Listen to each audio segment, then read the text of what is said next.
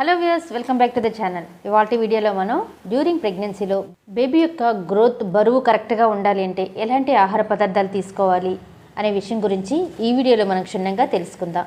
మరి వీడియోలోకి వెళ్ళే ముందు నాది ఒక చిన్న రిక్వెస్ట్. ఎవరైతే మన ఛానల్ ఫస్ట్ టైం చూస్తున్నారో సబ్స్క్రైబ్ చేసుకోండి. అలాగే పక్కనే ఉండే బెల్ ఐకాన్ని యాక్టివేట్ చేసుకున్నట్లయితే నేను చేసే ప్రతి ఒక్క యూస్ఫుల్ వీడియో మీకు నోటిఫికేషన్ రావడం జరుగుతుంది. వీడియో ఎక్కడ కూడా మిస్ కాకుండా చూడొచ్చు.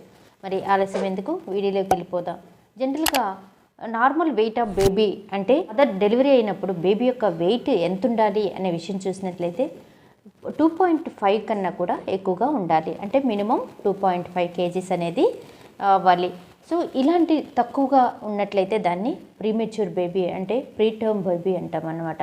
అంటే ఉండవలసిన బరువు కన్నా కూడా తక్కువ బరువుతో పుట్టిన వాళ్ళని అలా అంటారనమాట. సో ఇలాంటి పరిస్థితి రాకుండా అంటే తక్కువ బరువుతో బేబీ పుట్టకుండా ఉండాలి అంటే ఆహార పదార్థాలు అనేది చాలా ఇంపార్టెంట్. డ్యూరింగ్ ప్రెగ్నెన్సీలో బేబీ యొక్క వెయిట్ పెరగాలి అంటే ఈ తల్లి కొన్ని జాగ్రత్తలు తీసుకుంటూ కొన్ని ఆహార పదార్థాల మీద దృష్టి పెడుతూ ఉండాలి. అలాంటి ఆహార పదార్థాల్లో ఫస్ట్ది ప్రోటీన్స్ అనమాట. ప్రోటీన్స్ అనేది చాలా ఇంపార్టెంట్. అది ఎందులో ఉంటుంది అంటే డ్రై ఫ్రూట్స్లో రోజుకి ఒక గుప్పెడు డ్రై ఫ్రూట్స్ని తీసుకున్నట్లయితే అంటే ఎర్లీ మార్నింగ్ బ్రేక్ఫాస్ట్కి ముందుగా మీరు బాదం, పిస్తా, జీడిపప్పు, లైక్ సన్ఫ్లవర్ సీడ్స్ కావచ్చు అన్నీ కలిపి ఒక గుప్పెడుగా తీసుకున్నట్లయితే మంచి ప్రోటీన్స్, రిచ్ న్యూట్రిటివ్ వాల్యూస్ అనేవి అందులో ఉన్నాయి. అలాగే డ్యూరింగ్ ప్రెగ్నెన్సీలో ఉన్న కాన్స్టిపేషన్ నుంచి కూడా రిలీవ్ అవ్వచ్చు. అందులో ఉండే ప్రోటీన్ వల్ల మజిల్ గ్రోత్ అనేది బేబీకి వస్తుందన్నమాట. సో తల్లి ఏ ఆహార పదార్థాన్ని తీసుకున్నా కూడా బేబీకి అది సప్లై అవుతుంది అన్న విషయం ఎంత నిజమో, మీరు ఈ యొక్క డ్రై ఫ్రూట్స్ తీసుకోవటం వలన ప్రోటీన్ కూడా చక్కగా బేబీకి సరఫరా అయ్యి బేబీ యొక్క గ్రోత్కి ఉపయోగపడుతుంది అనమాట. నెక్స్ట్ థింగ్ చూసినట్లయితే పప్పు దినుసుల్లో మనం పప్పులు ఎలా తినాలి అనుకుని చాలామంది అడుగుతుంటారు. సో ఈ పప్పు అనేది మీ ఆహార పదార్థంలో రైస్తో పాటు 1 కప్పు పప్పు, ఈరోజు సాంబార్ అనుకో, రేపు ముద్దపప్పు కావచ్చు, లేదంటే పెసరపప్పు కావచ్చు, ఏదైనా కూడా 1 కప్పు పప్పుని ఆహార పదార్థాల్లో యాడ్ చేసుకొని తిన్నట్లయితే పప్పులో ఉండే ప్రోటీన్స్ కూడా బేబీ యొక్క డెవలప్మెంట్కి చక్కగా ఉపయోగపడుతుంది. ఆ పప్పు తీసుకోవటం వల్ల మీకు డైజెషన్ ప్రాబ్లమ్స్ ఏదైనా ఉన్నా కూడా అవి చక్కగా ప్రివెంట్ అయిపోతూ ఉంటాయన్నమాట. సో డైలీ బేసిస్లో మీ ఆహార పదార్థంలో either మార్నింగ్ కావచ్చు, నైట్ కావచ్చు, చక్కగా 1 కప్పు పప్పుని తీసుకోవటం వలన మంచి ఫలితం అనేది ఉంటుంది. సో నెక్స్ట్ థింగ్ చూసినట్లయితే ఉడికించినవి కానీ లేదంటే స్ప్రౌట్స్ కానీ తీసుకోవచ్చు. స్ప్రౌట్స్ అంటే మీరు నానబెట్టి తీసుకోవటం అంత మంచిది కాదు. ఫస్ట్ ట్రైమిస్టర్ కావచ్చు, సెకండ్ ట్రైమిస్టర్ కావచ్చు, ఈ యొక్క మొలకెత్తిన గింజలను తీసుకోవద్దు అని చెప్పేసి అడ్వైజ్ చేస్తారు. ఎందుకంటే అవి నైట్ అంతా ఊరి దాంట్లో కొన్ని బ్యాక్టీరియా ఫామ్ వల్ల కొంచెం ఇరిటబుల్ GI ఇన్ఫెక్షన్స్ రావచ్చు అని చెప్పి డ్యూరింగ్ ప్రెగ్నెన్సీ అప్పుడు స్ప్రౌట్స్ని కాస్త అవాయిడ్ చేయొచ్చు అని చెప్పి చెప్పడం జరిగింది ప్రీవియస్ స్టడీస్లో.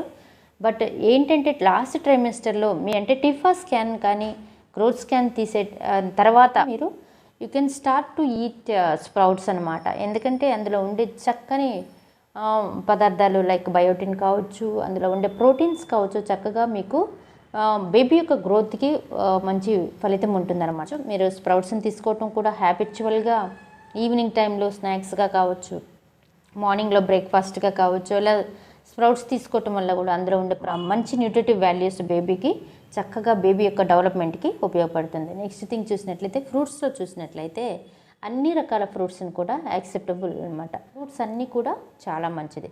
సో ఇక్కడ గమనించవలసిన విషయం ఏంటంటే ఎవరికైతే జెస్టేషనల్ డయాబెటీస్లో ఉన్నారో అంటే డ్యూరింగ్ ప్రెగ్నెన్సీ షుగర్ అటాక్ అయిన వాళ్ళు ఉంటారో వాళ్ళు కాస్త బనానాని, సీతాఫలం, మ్యాంగో ఇలాంటివి అవాయిడ్ చేయాలన్నమాట. ఇందులో ఉండే రిచ్ షుగర్ కంటెంట్ అనేది ఉండటం వలన మదర్కి ఎక్కువగా ఒక డయాబెటీస్ అన్కంట్రోల్ అయ్యే అవకాశాలు ఉంటాయి. సో ఫ్రూట్స్ లైక్ కివీ కావచ్చు, పొమెగ్రానైట్ కావచ్చు, యాపిల్ ఇలాంటివి డైలీ ఒక ఫ్రూట్ని మీరు విధంగా తీసుకోవచ్చు. అప్పుడు మీకు బోర్ కొట్టదు, ఒకే ఫ్రూట్ తింటున్నాం అనే ఫీలింగ్ ఉండదు. సో అన్ని ఫ్రూట్స్ని టచ్ చేసి ఉంటుంది కాబట్టి అన్ని రకాల ఫ్రూట్స్లో ఉండే విటమిన్స్, మినరల్స్ అన్నీ కూడా బాడీకి వస్తాయి. సో బేబీ గ్రోత్ కూడా మంచి ఫలితం ఉంటుంది. ఎస్పెషల్లీ ఈ ఆరెంజెస్ని తీసుకుంటున్నట్లయితే ఈ ఆరెంజెస్లో ఉన్న సిట్రేట్ అనేది దీనివల్ల సి విటమిన్ వల్ల మదర్కి ఆర్బీసీ ప్రొడక్షన్ అనేది అంటే ఐరన్ కంటెంట్ అనేది ప్రొడక్షన్ జరుగుతుంది. అట్ ద సేమ్ టైం బేబీకి కూడా మంచి బ్లడ్ సర్క్యులేషన్ ఉంటుంది కాబట్టి ఆరెంజెస్ని మీరు సీజనల్ ఫ్రూట్స్లో ఆరెంజెస్ని ఎక్కువగా తీసుకోవడానికి ట్రై చేయండి. సో నెక్స్ట్ థింగ్ చూసినట్లయితే లైక్ ఫస్ట్ ట్రైమిస్టర్, సెకండ్ ట్రైమిస్టర్లో హనీతో యాడ్ చేసిన ఈ డ్రై ఫ్రూట్స్ ఎక్కువగా తీసుకోకపోవటం మంచిది. లేకుండా తినలేము అనుకున్న వాళ్ళు కాస్త బెల్లపగడ్డని యాడ్ చేసుకొని కూడా తీసుకోవచ్చు. సో థర్డ్ ట్రైమిస్టర్ నుంచి మీరు హనీ విత్ డ్రై ఫ్రూట్స్ని తీసుకోవచ్చు. నెక్స్ట్ థింగ్ చూసినట్లయితే సోయాబీన్లో ఉండే మంచి ప్రోటీన్ అనేది బేబీ యొక్క గ్రోత్ని డెవలప్మెంట్ చేయడంలో ప్రథమ పాత్ర వహిస్తుందన్నమాట. సోయాబీన్లో కూడా మీరు వీక్లీ థ్రైస్ కానీ ట్వైస్ కానీ తీసుకోవటానికి లైక్ యొక్క కూట్లాగా కావచ్చు, లేదంటే మసాలా పెట్టి లైట్ మసాలా వేసుకొని మీరు కర్రీలాగా చేసుకొని తినవచ్చు, లేదంటే ఉడికించి తీసుకోవచ్చు. ఏ విధంగా అయినా కూడా సోయాబీన్ని వన్స్ ట్వైస్ తీసుకోవటం వల్ల మంచి ఫలితం అనేది ఉంటుంది. నెక్స్ట్ థింగ్ చూసినట్లయితే పాలక్ అండ్ పన్నీర్. పాలకూరలో పన్నీర్లో ఉండే మంచి ఔషధ గుణాలు చక్కగా బేబీ యొక్క డెవలప్మెంట్కి ఎంతో ఉపయోగపడుతుందన్నమాట. పాలక్లో ఐరన్ కంటెంట్తో పాటు బేబీ యొక్క ఫోలిక్ యాసిడ్ కావచ్చు, బేబీకి డెవలప్మెంట్ కావచ్చు మంచిగా ఉపయోగపడుతుందన్నమాట. పన్నీర్లో కూడా రిచ్ ప్రోటీన్ ఉంటుంది అని చెప్పి తెలుసు మీ అందరికీ. సో ఈ ప్రోటీన్ అనేది ఎక్కడైనా కూడా బాడీ బిల్డింగ్ మెకానిజం అనమాట. అంటే బేబీకి బాగా గ్రోత్ అని మదర్కనే కాకుండా బేబీ యొక్క మజిల్ డెవలప్మెంట్కి చక్కగా ఉపయోగపడుతుంది. సో పాలక్ని కావచ్చు, పన్నీర్ని కావచ్చు మీరు వీక్లీ వన్స్ ట్వైస్ కూడా డైలీ బేసిస్లో కూడా తీసుకోవచ్చు, నో ఇష్యూ. నెక్స్ట్ థింగ్ చూసినట్లయితే ప్రోటీన్ ఎక్స్ పౌడర్స్. మార్కెట్లో మనకి అన్ని విధాలైన ఫ్లేవర్స్లో మనకి ఉంది. అంటే ఉమెన్స్ హార్లిక్స్లోనే రకరకాలైన ఫ్లేవర్స్ ఉన్నాయి. మదర్ హార్లిక్స్ని డైలీ సేవించడం అంటే బిఫోర్ బెడ్ టైంలో ఒక గ్లాస్ ఆఫ్ మిల్క్లో మదర్ హార్లిక్స్ యాడ్ చేసుకొని తాగినట్లయితే చక్కగా మీకు నిద్ర పడుతుంది. అట్ ద సేమ్ టైం అందులో ఉండే ప్రోటీన్ వల్ల బేబీ యొక్క డెవలప్మెంట్ చక్కగా ఉంటుందన్నమాట. సో ఇలా కూడా మీరు మార్కెట్లో దొరికే వాటిని కూడా చేసుకోవచ్చు. చాలామంది అడుగుతూ ఉన్నారు, ఆ ఫ్లేవర్స్ మాకు నచ్చటం లేదు, మేము ఇంట్లోనే తయారు చేసుకొని తాగుతామన్నా కూడా చక్కని ఫలితం ఉంటుంది. సో ఈ విధంగా నేను చెప్పిన ఆహార పదార్థాలని డైలీ బేసిస్లో మీరు ఫాలోఅప్ చేసినట్లయితే మీ బేబీ మీ డెలివరీ టైంకి 2.5 kgs కన్నా కూడా ఎక్కువగానే వస్తుంది. అంటే బేబీ వెయిట్ పెరగటం లేదు అంటే మీరు ఎలాంటి కంగారు పడాల్సిన అవసరం లేదు. ఫస్ట్ టిఫా స్కాన్కి వచ్చే అంటే 18 to 22 వీక్స్కి ముందు బేబీ వెయిట్ తక్కువగానే ఉంటుంది. టిఫా స్కాన్ తర్వాత కావచ్చు, లేదా గ్రోత్ స్కాన్ తర్వాత కావచ్చు, బేబీ వెయిట్ అనేది పర్టికులర్గా మెయింటైన్ చేస్తూ ఉండాలి. అంటే ఈ వెయిట్ ఉండాలి అంటే ఆ వెయిట్ ఉండటానికి ట్రై చేయండి.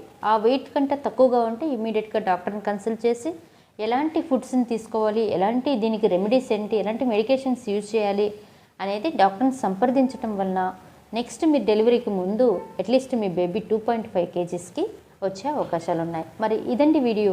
ఈ వీడియో కానీ మీకు ఇన్ఫర్మేటివ్ అనిపించినట్లయితే లైక్ చేయండి, షేర్ చేయండి, సబ్స్క్రైబ్ చేయడం మాత్రం మర్చిపోకండి. మరిన్ని వీడియోస్ కోసం ఏదైనా డౌట్స్ ఉన్నా, క్వరీస్ ఉన్నా కూడా త్రూ కాల్ మీ 4 ద్వారా కాల్ చేసి మీ డౌట్స్ని క్లారిఫై చేసుకోండి. Thank you for watching.